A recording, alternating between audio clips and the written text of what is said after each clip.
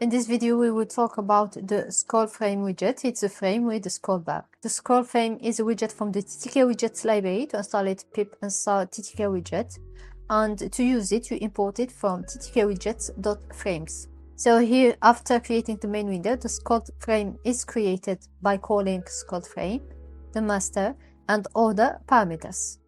We have the compound tk.right. The compound relates to the position of the scroll bar. If I set it to left, then let's see the difference. The scroll bar is positioned to the left of the frame. We have canva high 200, and then we are parking this frame. To test the frame with the scroll bar, these 20 labels are added, or TTK labels.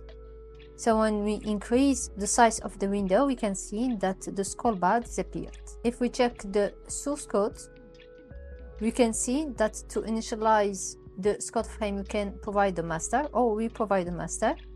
The compound, right or left side, the scroll bar should be on, and height of the internal canvas, canva height, the same for the width, canva width. So the width of the internal canvas. Canvas border width of the internal canvas. We are going to try this one.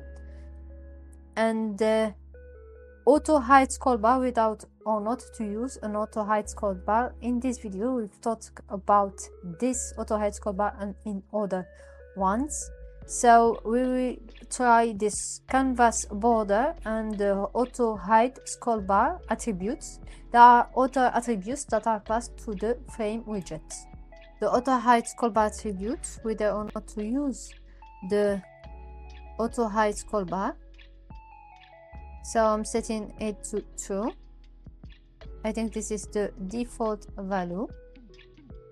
You can see here when we increase the size of the window, the scroll bar disappears.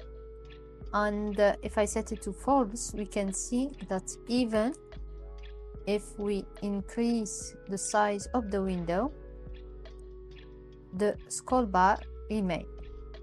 Other argument is the canvas border. You can see here, if you set it, for example, to 2 or to 5, you can see that there is small space added here. It's not really visible. If I move it, for example,